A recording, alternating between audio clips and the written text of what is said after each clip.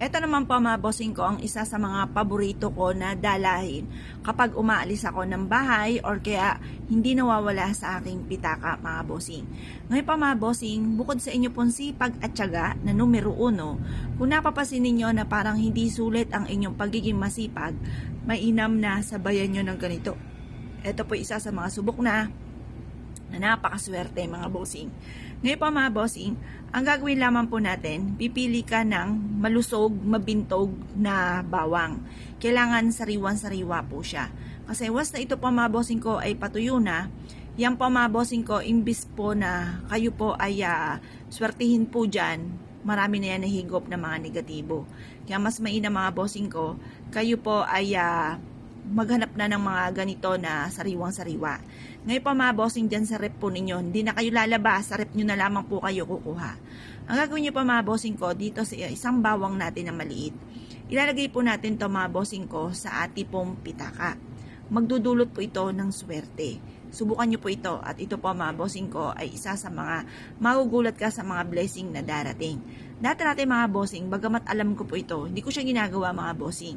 Parang ini-ignore ko lang, napapakinggan ko lang, hindi ko siya pinapansin.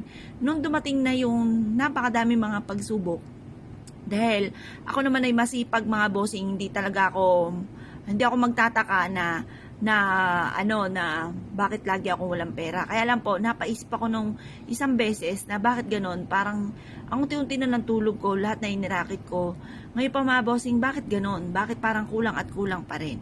Ang ginawa ko pa mga bossing ko, dahil no choice na ako mga bossing, lubog na sa pagkakautang, ang dami-daming problema, away-away palagi. Kasi kapag marami kang problema mga bossing ko, lalo-lalo na tungkol sa pera, nagiging mainitin ang ulo nyo po niyan.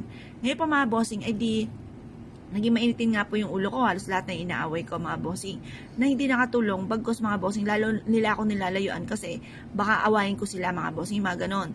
Ngayon pa mga bossing na hindi talaga magandaan na itulot, na nadulot po ng pagiging mainitin ang ulo.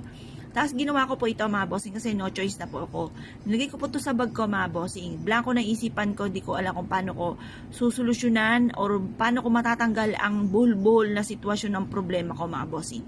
Ang ginawa ko nga po, nilagay ko po ito. Pagkatapos, bigla na lang po isang umaga, nakaisip ako ng gagawin ko.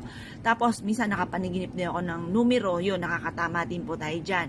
Tapos, hanggang sa, yun nga po mga bossing, naisipan ko rin mag-vlog. Tapos yun, naisipan ko mag-vlog, i-share ko yung mga blessing na dumating.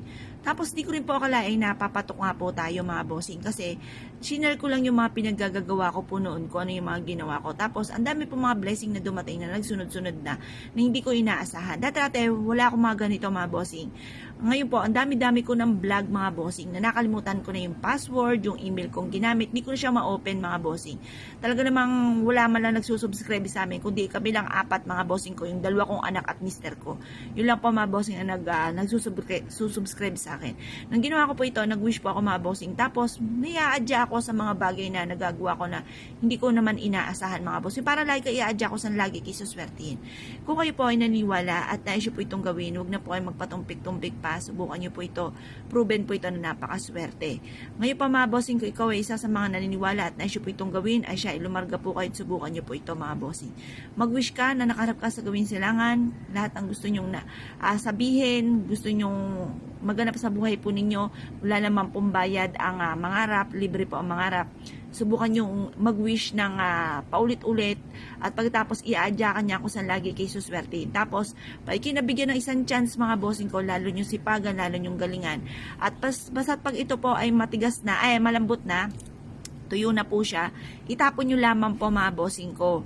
Ito po ay magdudulot sa inyo ng swerte. Kumbaga, itapon nyo lamang po ito, lalo na kapag po ito ay tuyo na dahil marami na siya nahigop na mga negatibo at sulit na po ang dulot nito sa inyong swerte mga bossing. Kaya kung kayo piniwala at naisyo po itong gawin, lumarga po kayo, subukan nyo po ito mga bossing.